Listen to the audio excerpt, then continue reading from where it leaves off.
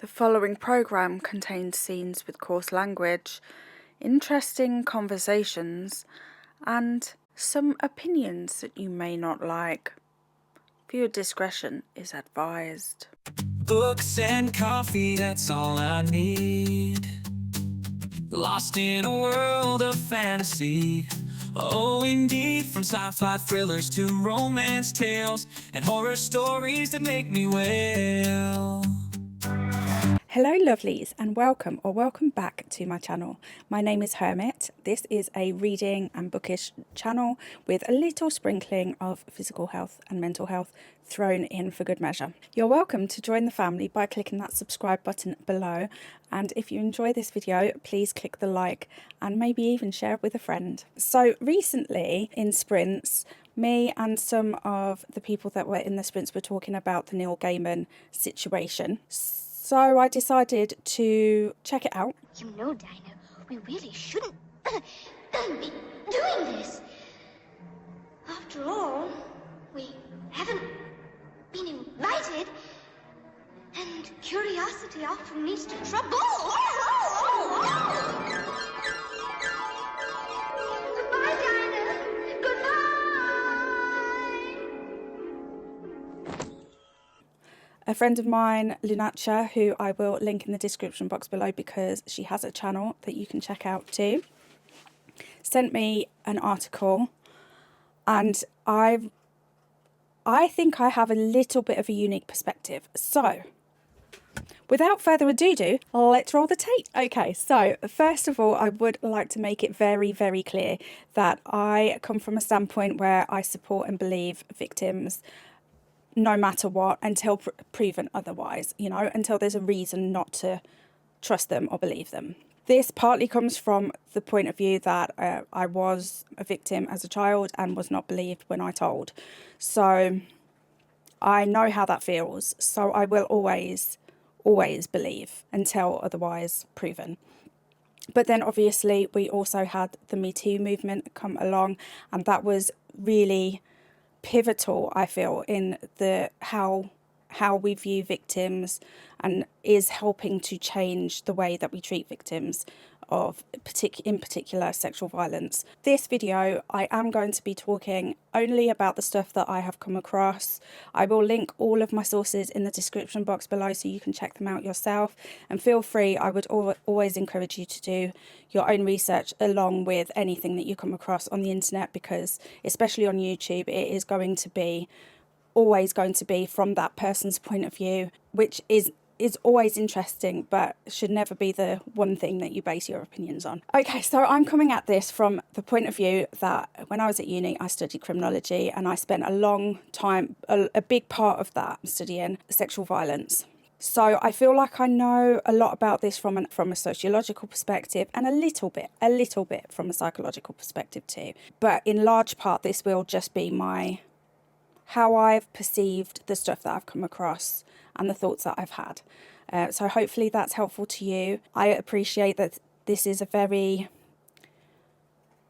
hard subject for a lot of people, because a lot of people really enjoy Neil Gaiman's work. A lot of people appreciated the fact that he was part of the Me Too movement and stood up to be counted with victims. So this kind of came out of the blue for a lot of people. And yeah, I get that it's a tricky, tough subject. I have done some bullet points that are kind of for his guilt and the balancing thoughts that I've had that don't speak to guilt or not guilty. It's just interesting points that came to me while I was reading this information. That he has and openly admits having sexual relationships with a power imbalance. So he's had sexual relationships and doesn't deny that with people that he is their boss, effectively. And straight away, that's a power imbalance. People are less likely to say no to a boss unless they absolutely have to. People are going to behave slightly differently, especially when the genders are different. That to me, and has also been proven in research, that is quite a big factor in decision making when it comes to sexual relationships in this context. The balance to that is that he hasn't been arrested. However, at least here, I will check and pop on the screen if this is different. But I know that there is a responsibility for the police to investigate any crimes that have been accused. So it is a surprise to me that almost a year after the accusations came out that he hasn't been arrested. Again, for his guilt, there are multiple accusers with the same power imbalance. So it speaks to a pattern. Sexual crimes tend to follow a pattern. I think in some ways is quite commonly known because there is a level of that shown to us in TV shows and books. But obviously in the real world, the patterns aren't as obvious, and certainly someone with a lot more education than me would have to be looking at these patterns. However, from the knowledge that I do have, there is a distinct pattern there. There is always that power imbalance. It is always someone who he is in charge of in terms of being their employer, and there are some patterns within the experiences of the accusers. However, the balance to this is that the media have behaved as they often do as judge and jury. They know how to feed into people's fears and manipulate the reader into understanding things how they want them to be understood. I'm not saying that they're necessarily wrong, and obviously some articles are more balanced than others. However, all of the articles that I've read haven't had anything more than that initial accusation, if you will. Plus or minus some responses from Neil Gaiman himself. On top of that, they've got no skin in the game. What's it matter to them if they send an innocent man to purgatory, effectively? Because if Neil Gaiman hasn't done any of these things, which I'm not saying he hasn't, he's going through hell right now. And it's largely because of how the media have taken this and run with it. And he has children that are old enough to understand what's going on. So it isn't as clear cut as this is a story that we need to put out.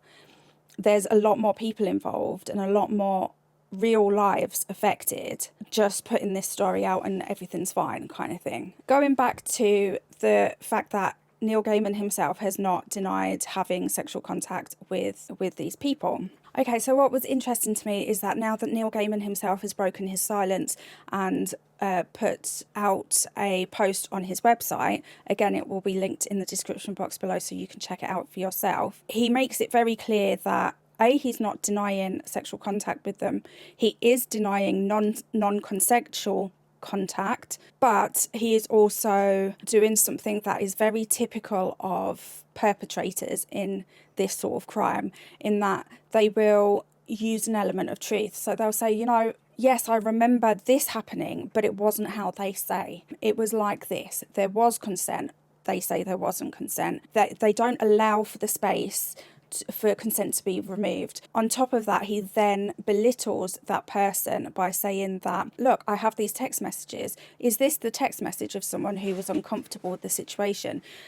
It doesn't allow for context at all and completely dismisses the victim's experience. There are lots of instances of sexual violence in many, many different types of relationships or non-relationships.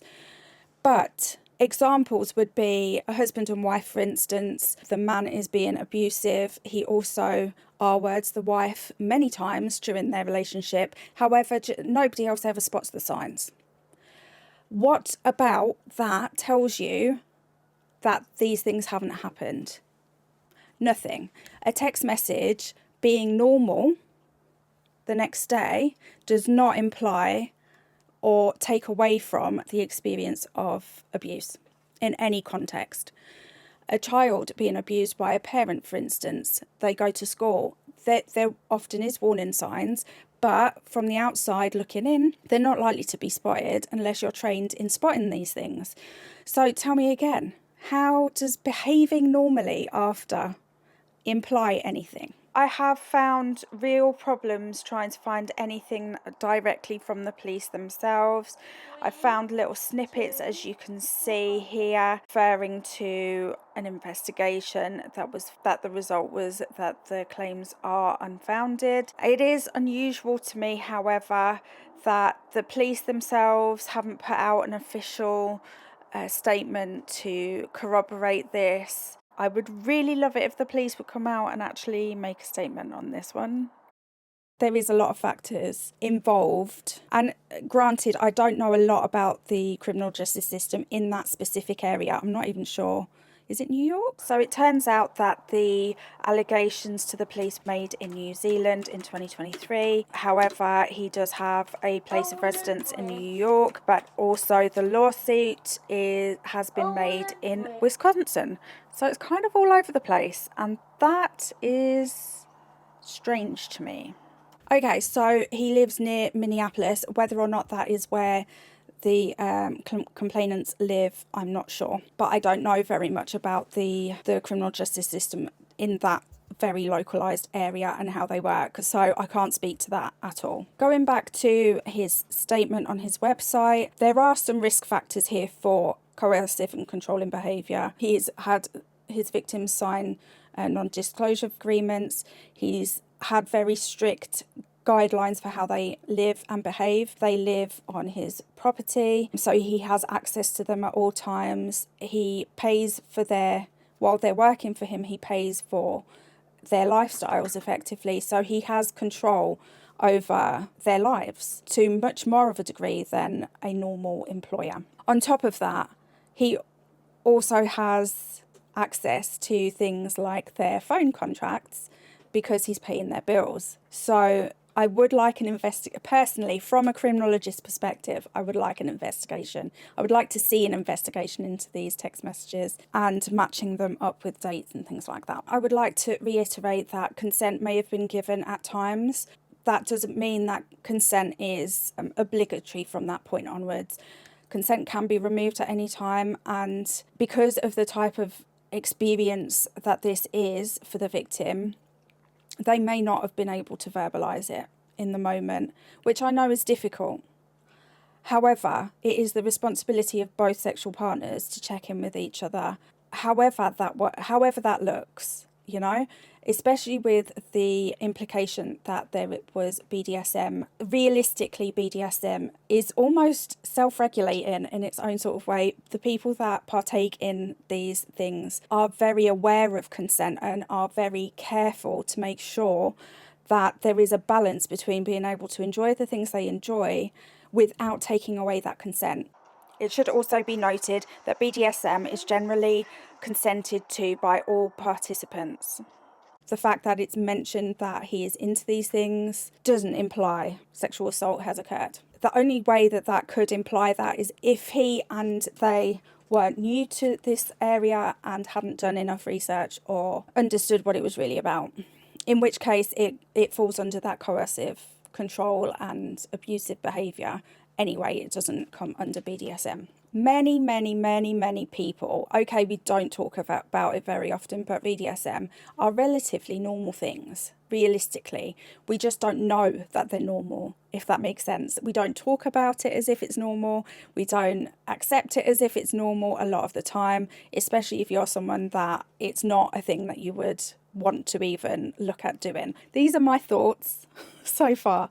And overall, I don't know if he's guilty or not. But until otherwise proven, I'm on the victim's side with this. At best, I feel like he didn't care to check in with his partners.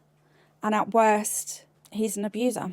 It doesn't seem like there's many other options, but maybe there is. And hopefully we'll find out at some point. Okay, so let me know your thoughts in the comments below. Please keep it respectful to myself, to yourself, to each other. Okay, thanks for hanging out, and love you, bye. Bye, love you.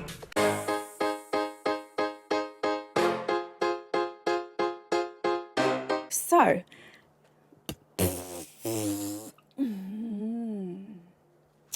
you're welcome to join the family, but oh my God, I said that so intensely.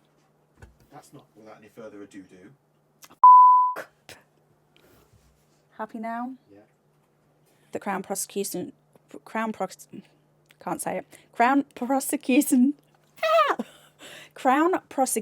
Service.